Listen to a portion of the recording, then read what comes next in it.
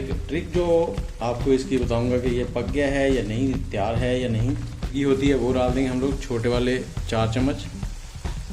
आप चार डाल लें या 6 डाल लें, जितने आपका दिल करे। मैं फ़िलहाल 5 डाल रहा हूँ।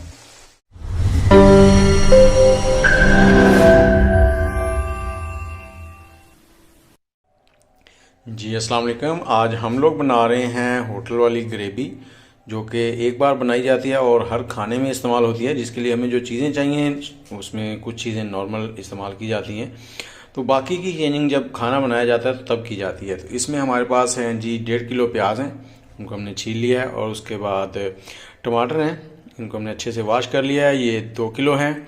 100 ग्राम काजू हैं और लहसुन अदरक का पेस्ट है 2 टीस्पून। और इन सबसे पहले हम प्याज को मोटा मोटा काट लेंगे और इनको फ्राई करेंगे। उसके बाद इसको टमाटर का जो पेस्ट बनाएंगे और साथ ही ये काजू है इसका भी पेस्ट बना लेंगे। और बाकी के मसाला जात जो हैं वो आपको साथ साथ बताते हैं।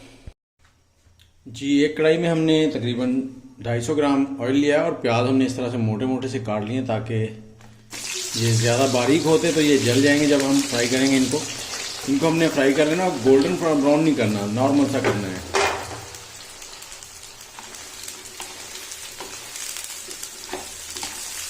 इनको हाई और मीडियम के दरमियान आंच रख के इसको फ्राई करना है हमने।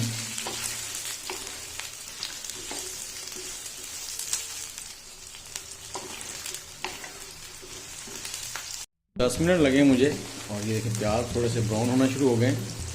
2 से 3 मिनट और पकाएंगे। जी प्याज हमारे तकरीबन हो चुके हैं। अब हम इनको निकाल लेंगे ऐसे, थोड़ा सा ऑयल को ड्रॉप करा के। ऑयल नहीं निकालना हमने। ये प्याज हमने एक ट्रे में निकालनी है, इनको ठंडा होने देंगे। ठंडा होने के बाद इनको हम लोग ग्राइंड करेंगे और इनकी प्यूरी बनाएंगे। और इसको ग्राइंड करने के लिए साथ में हमने बर्फ़ का इस्तेमाल लाजमी करना है। बर्फ़ थोड़ी सी डालनी है, उससे ये काले नहीं होंगे। जी अब इसी तेल में हम लोग डालेंगे सबसे पहले 1 चम्मच जीरे का, और थोड़ी सी डालेंगे इसमें अजवाइन। इसको 15 से 20 सेकंड पकाएंगे। जी थोड़ा सा इसको पॉप करवाया 15 से 20 सेकंड। अब हम इसमें डाल देंगे सूरख मिर्च कूटी हुई, तकरीबन 2 टेबलस्पून। छोटे वाले ये 4 चम्मच। इसको पकाएंगे थोड़ा सा, थोड़ी सी देर इसे पकाने के बाद अब हम इसमें डाल देंगे थोड़े से खड़े मसाले, जिसमें हमारे पास है तेज पत्ता, थोड़ी सी दालचीनी, काली मिर्च, लौंग और छोटी वाली इलायची और बड़ी वाली इलायची। 15 से 20 सेकंड इनको पकाएंगे यहाँ पे।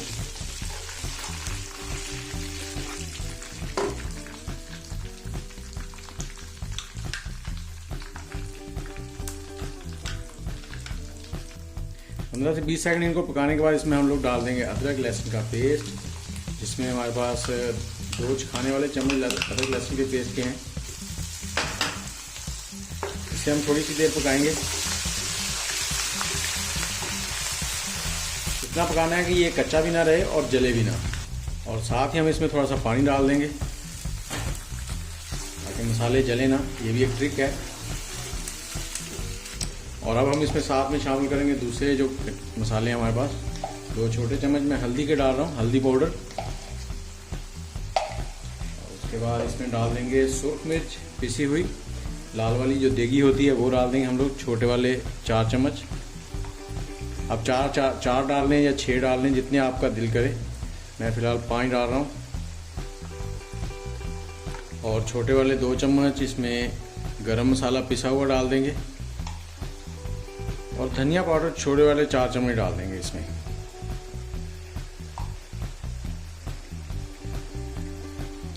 ये जो ग्रेवी बनती है ना, इससे आप कोई भी सालन बना सकते हैं। बाकी के मसाला ज़्यादा आपको बाद में डालने हैं। और इसके बाद आ जाएगा नमक। नमक हम लोग ये 2 चम्मच डाल रहे हैं छोटे वाले, बाकी हस्बे ज़रूरत जब हम खाना बनाएंगे तब डलेगा। इसको पकाएंगे थोड़ी देर मीडियम आंच पे।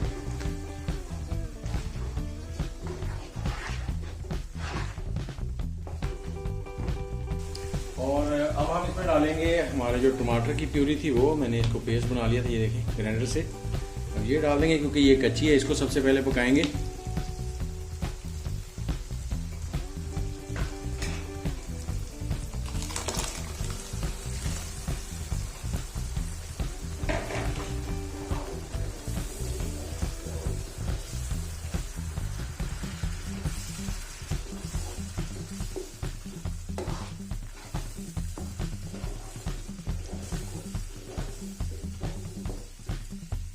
और इसको अब ढककर हम पकने देंगे ताकि टमाटर अच्छी तरह से पक जाएं, गल जाएं, जो भी इसमें है इसके जो ज़रात हैं वो बिल्कुल नरम हो जाएं।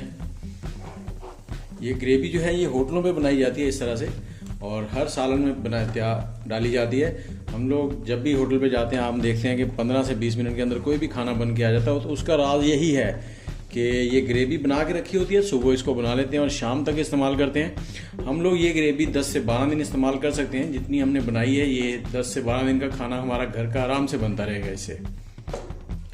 जी, अब हम इसको ढककर पकने के लिए छोड़ देंगे। तब तक हम लोग अपने प्याज को ग्राइंड कर लेते हैं। और प्याज को ग्राइंड करने के लिए सबसे पहले आपने बर्फ़ डालनी है, थोड़ी सी बर्फ़ नीचे डाल लें, और उसके बाद हम डालेंगे इसमें प्याज, और थोड़ी सी बर्फ़ ऊपर भी डाल लेंगे।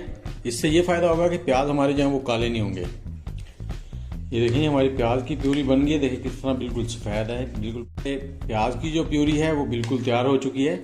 और बर्फ़ डालने का यही फ़ायदा होता है कि ये बिल्कुल ब्लैक नहीं होती, ब्राउन और ब्लैक सी नहीं नज़र आती, और बिल्कुल अच्छे से ग्राइंड हो जाती है। ये देखें, कोई इसमें रेशे नहीं है।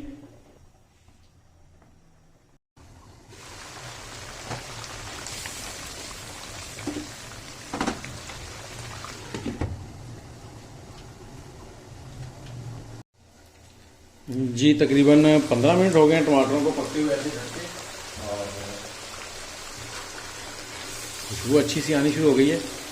अब हम क्या करेंगे, इसमें हम लोग जो हमने प्याज की प्यूरी बनाई थी वो डाल देंगे, और दरमियान में मैं इसको हिलाता रहा हूँ 15 मिनट के बाद, हर 2-3 मिनट के बाद इसको हिलाता रहा हूँ मैं। अब इसमें हम लोग डाल देंगे प्याज की प्यूरी।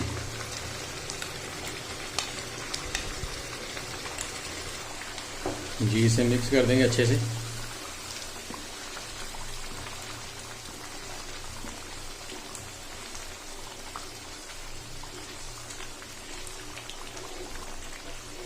और साथ ही इसमें हम लोग डाल देंगे वो जो हमने काजू का पेस्ट बनाया था।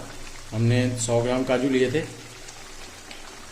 काजू के पेस्ट बनाने के लिए हमें थोड़ा सा पानी डालना पड़ा इसमें, और काजू के पेस्ट में थोड़ा सा हमने पानी डाल लिया था उसको ग्राइंड करने के लिए, और उसमें भी हमने थोड़ी सी बर्फ़ डाली थी ताकि वो भी काले ना हो।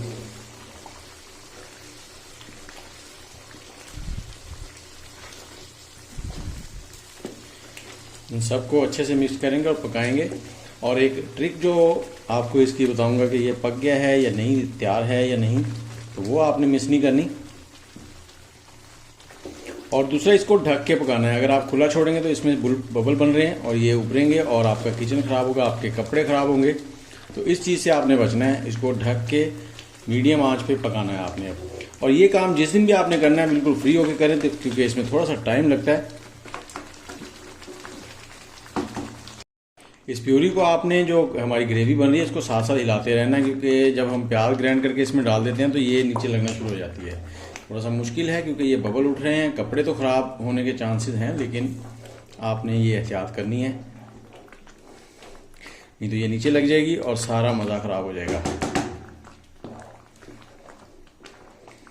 और आग आपने मीडियम और लो के दरमियान में रखनी है।